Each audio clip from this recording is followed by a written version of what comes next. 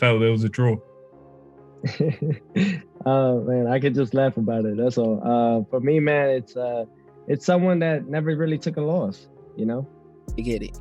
Yeah. Like I believed in my brain that I believed I was untouchable. So being that I believed that in my brain, when I fought and I lost, I couldn't believe it. Crush you. Yeah, it crushed me. So now I know, like, okay, let me not get too big headed. Let me focus and work harder than everybody else to make sure that I come out on top.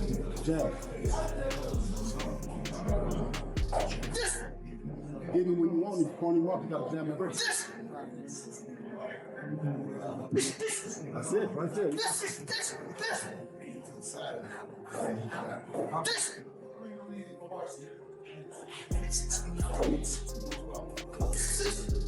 Teofimo Lopez fires shots at Shakur, mocking him by saying he even lost to Keyshawn in sparring, while boldly claiming he's now stronger, sharper, and better than everyone else, framing the matchup as a serious problem for Shakur. Starting this and doing all this, that you got to get me now, because you have a better chance fighting me now than later, and it's too late now for everybody. The amount of growth and knowledge and ring IQ and all these things that I've literally have been working on. I'm more amazed about it because it's like unlimited with myself, my skill sets. There's no limit to me. And it's a true thing. And I can't wait to express that and show everybody that on June 19th, why I'm working so hard and pushing myself to that next limit. It's because at the end, it's not about proving anybody wrong here, but it's about proving myself right, that I am. Shakur Stevenson openly admits that overconfidence played a role in his loss. He believed he was untouchable, but that setback humbled him and forced a reset in his mindset. And I felt like I was just untouchable. Nobody could stop me. And what came with it. I think it's kind of interesting. We talk about it too, just like, being confident in yourself and stuff like that. How do you gauge to not be so big-headed, but keeping your ego in check, but still being confident in yourself without letting those emotions? Working as hard as possible. I think like the hard work is like what gives you that confidence. Like, you can't be confident without working that hard. And I think, like I said, during that Olympic run, I'd never said this before, I don't feel like I trained as hard as I should have. Yeah. And I believed in my talent too much. There was days where you was like, I could have went a little harder that day. It was a lot of days. It was a lot of, I was so big-headed where nobody could tell me shit. Yeah. So, I'm saying this on air, like, I definitely should have never been as big-headed as I was. And for the younger kids coming up, just... Keyshawn. Davis downplays the sparring drama, saying it was nothing personal. He explains it was a normal session with no disrespect involved, adding that in sparring his only focus is winning in the ring, putting friendships and respect completely aside. He light-skinned, curly hair. Like, this is this dude you been talking about? This the dude y'all talking about? Like, I'm like, man, ain't no way he good. I'm about to beat him up, right? Long story short, like, he signed up with us, days go by, we training with him, everything cool for real. He cool for real. Like, I ain't nothing personal, I'm just talking. I'm just talking trash. Like, at 14, you know what I'm saying? I'm just talking trash. Boom, sparring day come. I'm confident. I'm knowing I'm about to go in here and beat him up, right? Man, I get in the ring, man. Why I cannot hit this man, right? I cannot hit him, but he touching me. So I was like, oh, this is different. He different. Like, he different. So I just keep, I'm 14, he's 16. I just keep going, I just keep going. So some getting through, some not, some getting through, some getting not. And I felt as if I was to step off the gas pedal, he was gonna get me. So I just had to keep going, you feel me? And I know he explained that a lot of times in interviews, like, that's why he respect me so much, because in that sparring right there, I didn't respect him at all. I was just trying to... Footage from the sparring session shows Shakur allowing Keyshawn space to work, letting him punch, clinch, and even pin him near the ropes without much resistance.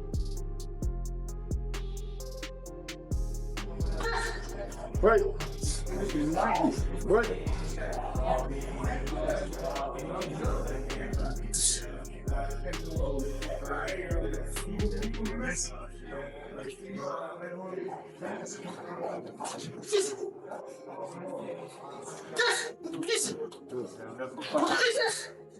Turn it up, it's straight, it's right there.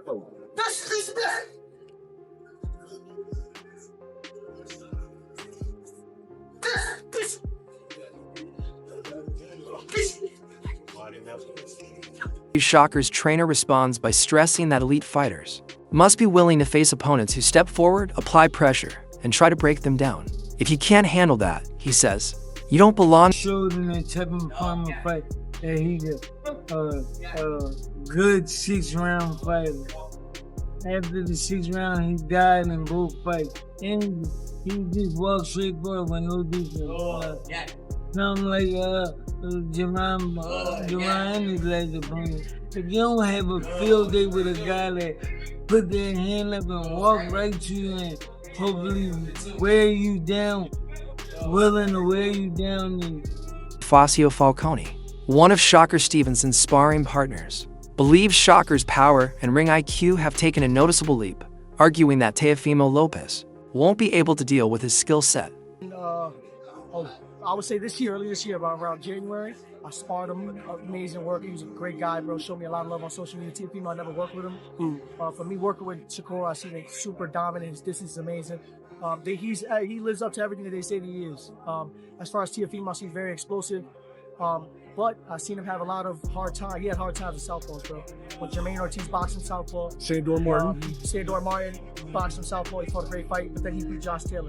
So it just depends on what Teo comes in that night. But either way, if Shakur comes in on top, in my opinion, my pick is Shakur. His IQ, his defensive movement, his ring, his decision making in the ring, I feel like that's what's gonna make that. It's not about knockouts anymore.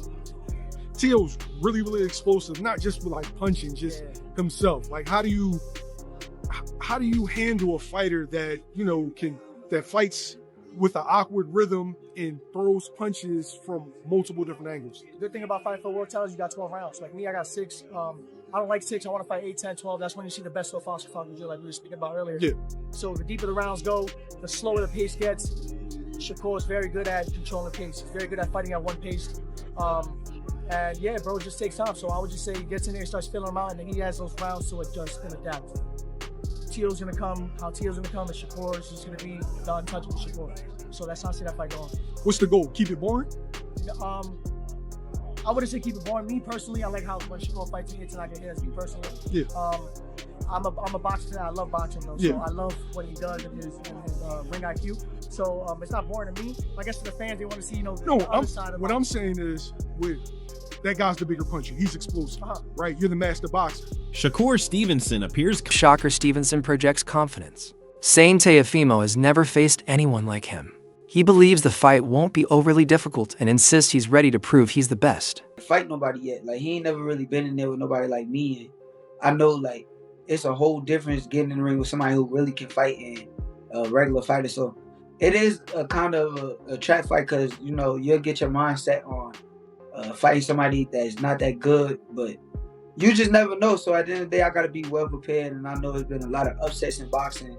I can't allow me to be one of them upsets, so I got to stay on my game. Gary offers a detailed breakdown of the highly anticipated Teofimo Lopez versus Shakur Stevenson clash, emphasizing not just physical tools but the mental side of the fight. He points out that Lopez's mindset, shaped by his past experiences and preparation, will be a key factor under pressure. Algieri stresses that mental strength can be just as decisive as speed or power, especially against a composed tactician like Stevenson. He also highlights Madison Square Garden as a crucial element, explaining that the historic venue magnifies pressure, emotion, and expectations. According to Algieri, the combination of mindset and health of boxing on this side of the world, listen, there's nothing like the Garden. We've both fought there many times. I fought in the big room. There's nothing like the Garden. Just the vibe, like you said, champ, that's around that. And this fight is deserving to be here. It's that good of a fight. It's that big of a fight, and especially like I said, like the health of American boxing. This is one of the best fights that can be made. And putting it in the Garden just makes too much sense. But the idea of the turmoil, the eyes on it, the spectacle, the circus. Chris, you talked about the idea that Teofimo Lopez kind of lives in this. That's where he flourishes. That's what he loves. This idea that because there's so many eyeballs on it, it's going to be kind of a circus. Does that favor Teofimo a little bit when you look at the strategy? Yes, no? I'm going to say well, I can't say for certain because there's no certain with Teofimo Lopez. He's one of the most up, down, left, right guys I've ever been around. Mercurial, we could say. I mean, yes. But when he is on, he's damn near unbeatable. I mean, he's such a good athlete. He has such a good boxing IQ. He's so physical and explosive. And again, I've said this on past shows. I've called him many times for Top Rank, been around fight weeks, and it just seems to me The more out of sorts he seems, the more back against the wall it looks like, the more that he's an underdog, the better he performs. And this could be that kind of situation. New York is a tough place, man. They're already gibbering, going back and forth, saying like, you know, he reps Brooklyn, but there's kind of questions about his Brooklyn roots. Can he really rep Brooklyn in the way that he says he can? So he's already getting that heat for that. I don't know. It might be a good thing to kind of poke the bear in terms of how well Teofimo is going to show up. Paulie, that's a huge. You're from Brooklyn. That's a big insult to say that you're not really from Brooklyn. Insult him a little bit. Insult him a little bit. Insult him, man. But I'll tell you what. There's so many thoughts in my head with this situation, because Teofimo is at his most dangerous when he's counted out, and this is going to be one of